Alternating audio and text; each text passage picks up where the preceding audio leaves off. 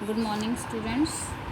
आज हम क्लास 8 का क्या निराश हुआ जाए चैप्टर का आगे पढ़ेंगे। देखिए हमने जो पढ़ा था उससे आगे चाहिए। हमें क्या करना चाहिए कि किसी की बुराई को तो साधारण तरीके से, नॉर्मल तरीके से बताना चाहिए, लेकिन अगर किसी की कोई अच्छी बात है तो उसको कैसे बताना चाहिए? बहुत खुशी के साथ, रस लेकर, उसमें मजा लेकर, आनंद का अनुभव करके बतानी चाहिए। यानी अच्छाई बताने में हमें आनंद लेना चाहिए और बुराई बताने में हमें क्या करना चाहिए? साधारण तरीके का प्रयोग करना चाहिए। लेकिन अक्सर होता क्या है, इसका उल्टा हो जाता है। फिर आगे लेखक कहते हैं कि समाज में ऐसी बहुत सारी घटनाएं होती रहती हैं जिनको अगर सबको बताया जाए, यानी जिनके बारे में अगर सारे लोगों को बताया जाए तो क्या होगा कि और लोगों के मन में भी अच्छी भावनाएं आएंगी। लेकिन हम क्या करते हैं, केवल उन्हीं घटनाओं को बताते हैं जिन्हें सुन के लोगों के मन में सिर्फ बुरी भावनाएं जागती हैं। तो इस आदत से हमें बचना चाहिए, ऐसा हमें नहीं करना चाहिए।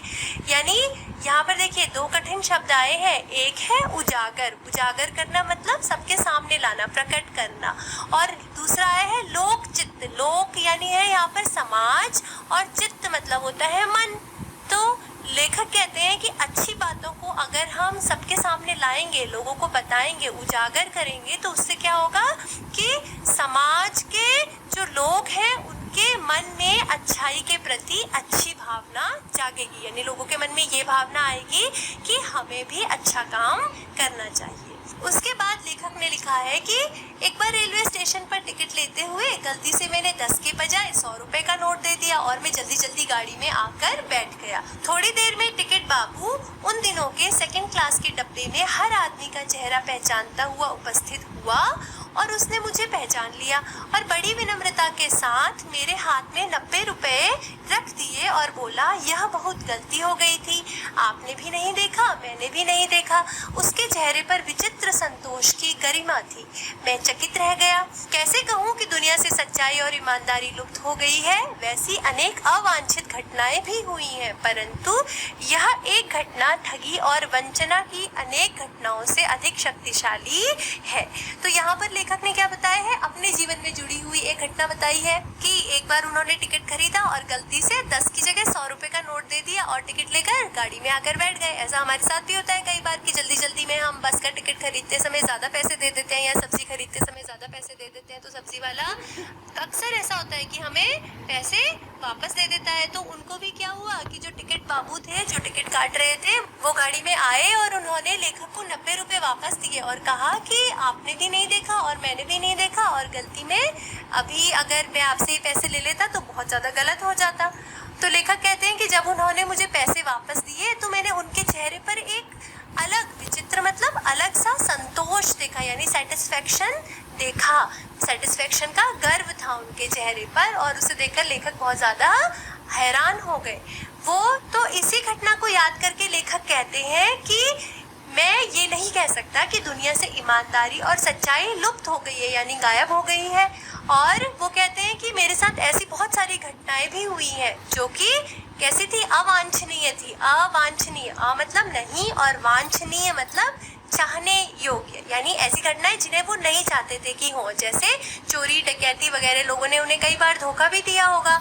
लेकिन वो कहते हैं कि इन अवांछनीय घटनाओं के सामने ये जो एक घटना है जिसमें कि टिकट बाबू ने आकर उन्हें पैसे लौटाए, वो क्या है? बहुत बड़ी है। जैसे हम कहते हैं ना कि एक जो अच्छी आदत होती है इंसान की, वो उसकी 1000 बुरी आदतों से भी बड़ी होती है। तो इसी तरह से लेखक यहाँ पर पॉजिटिव एटीट्यूड दिखा रहे हैं, यानी सकारात्मक अपना दृष्टिकोण दिखा रहे हैं, और वो कह रहे हैं कि मेरे साथ भले ही बहुत सारी बुरी बुरी घटनाएं भी हुई हैं, लेकिन उन सभी बुरी घटनाओं के सामने ये एक जो अच्छी घटना है वो बहुत ज्यादा शक्तिशाली है, बहुत ज्यादा ताकतवर है। इसके बाद वो अपने जीवन में घटी हुई एक और घटना बताते हैं कि एक बार मैं बस में यात्रा कर रहा था। मेरे साथ मेरी पत्नी और 3 बच्चे भी थे।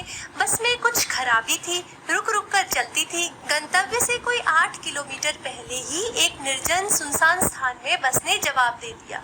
रात के कोई 10 बजे होंगे। बस में यात्री घबरा गए। कंडक्टर उतर गया और एक साइकिल लेकर चलता बना। लोगों को यह संदेह हो गया कि हमें धोखा दिया जा रहा है। तो इसमें क्या बताया है लेखक ने कि एक बार वो बस से कहीं जा रहे थे और उनके साथ उनकी वाइफ और बच्चे भी थे, यानी पत्नी थी और बच्चे थे। बस में गड़बड़ थी कुछ और बस थोड़ी थोड़ी देर में रुक रुक कर चलती थी। तो गंतव्य यानी जहाँ पर पहुँचना है उस स्थान से 8 किलोमीटर पहले ही एक निर्जन यानी जहाँ पर कोई लोग नहीं थे और सुनसान जगह में बस ने जवाब दे दिया, यानी बस खराब हो गई और रात के 10 बजे थे। तो सारे यात्री घबरा गए और कंडक्टर जो था वो बस से उतर गया और साइकिल लेकर कहीं चला गया। तो लोग डर गए कि हमें धोखा दिया जा रहा है, उन्हें शक हो गया कंडक्टर के ऊपर कि हमें धोखा दिया जा रहा है। फिर आगे क्या हुआ, बस में बैठे लोगों ने तरह तरह की बातें शुरू कर दी। किसी ने कहा यहाँ डकैती होती है, 2 दिन पहले इसी तरह एक बस को लूटा गया था, परिवार सहित अकेला मैं ही था, बच्चे पानी पानी चिल्ला रहे थे, पानी का कहीं ठिकाना न था, ऊपर से आदमियों का डर समा गया था। कुछ नौजवानों ने ड्राइवर को पकड़कर मारने पीटने का हिसाब बनाया। ड्राइवर के चेहरे पर हवाइयाँ उड़ने लगी। हवाइयाँ उड़ने लगी जो है वो फिर से एक मुहावरा है, यहाँ पर प्रयोग किया गया है। इसका मतलब होता है डर लगना, यानी ड्राइवर को बहुत ज्यादा डर लगने लगा। लोगों ने उसे पकड़ लिया। वह बड़े कातर मतलब होता है डर कर, बहुत ज्यादा भयभीत होकर ढंग से मेरी ओर देखने लगा और बोला, हम लोग बस का कोई उपाय कर रहे हैं, बचाइए, ये लोग मार डालेंगे। डर तो मेरे मन में था, पर उसकी कातर मुद्रा देखकर मैंने यात्रियों को समझाया कि मारना ठीक नहीं है, परंतु यात्री इतना घबरा गए कि मेरी बात सुनने को तैयार नहीं हुए। कहने लगे, इसकी बातों में मत आइए, धोखा दे रहा है, कंडक्टर को पहले ही डाकुओं के यहाँ भेज दिया है। फिर मैं बहुत भयभीत था, पर ड्राइवर को किसी तरह मारपीट से बचाया। 1.5-2 घंटे बीत गए। मेरे बच्चे भोजन और पानी के लिए व्याकुल थे। मेरी और पत्नी की हालत बुरी थी। लोगों ने ड्राइवर को मारा तो नहीं, पर उसे बस से उतारकर एक जगह घेर कर रखा। कोई भी दुर्घटना होती है तो पहले ड्राइवर को समाप्त कर देना उन्हें उचित जान पड़ा। मेरे गिड़गिड़ाने का कोई विशेष असर नहीं पड़ा। इस समय क्या देखता हूँ कि एक खाली बस चली आ रही है और उस पर हमारा बस कंडक्टर भी बैठा हुआ है। उसने आते ही कहा, अड्डे से नई बस लाया हूँ, इस बस पर बैठिए, वह बस चलने लायक नहीं है। फिर मेरे पास एक लोटे में पानी और थोड़ा दूध लेकर आया और बोला, पंडित जी, बच्चों का रोना मुझसे देखा नहीं गया, वहीं दूध मिल गया था, थोड़ा लेता आया। यात्रियों में फिर जान आई, सबने उसे धन्यवाद दिया, ड्राइवर से माफ़ी मांगी और 12 बजे से पहले ही सब लोग बस अड्डे पहुंच गए। तो इस घटना में लेखक ने क्या बताया है कि एक बार वो अपनी पत्नी और बच्चों के साथ कहीं जा रहे थे, यात्रा कर रहे थे। तो क्या हुआ कि रास्ते में उनकी बस खराब हो गई और जो बस का कंडक्टर था वो साइकिल लेकर कहीं चला गया। तो लोग बहुत ज़्यादा डर गए और तरह तरह की बातें बनाने लगे, क्योंकि बस जो थी वो सुनसान जगह में ख़राब हुई थी।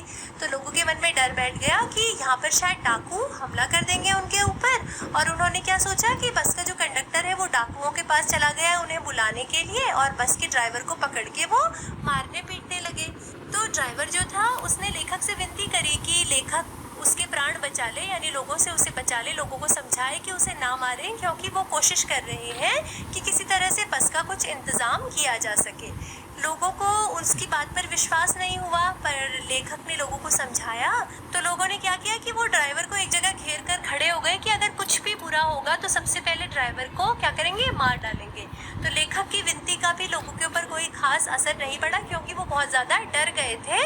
और फिर क्या हुआ, थोड़ी देर में उन्होंने देखा कि एक खाली बस चली आ रही है और बस में कंडक्टर बैठा हुआ है। उसने कहा सबसे कि वो अड्डे से, यानी बस अड्डे से एक नई बस लेकर आया है, क्योंकि वो बस ठीक नहीं हो पाएगी। और साथ में वो लेखक के बच्चों के लिए दूध और पानी भी लेकर आया था, क्योंकि लेखक ही अकेले ऐसे थे जिनके साथ बच्चे थे। तो उसने लेखक से कहा कि मैंने आपके बच्चों का रोना देखा और मुझसे देखा नहीं गया, इसलिए मैं बस अड्डे से बच्चों के लिए थोड़ा दूध और पानी लेकर आया हूँ। तो अब आप सब लोग दूसरी वाली बस पर बैठिए। और 12 बजे से पहले उसने सारे लोगों को कहाँ पहुँचा दिया, बस ने बस अड्डे पहुँचा दिया। तो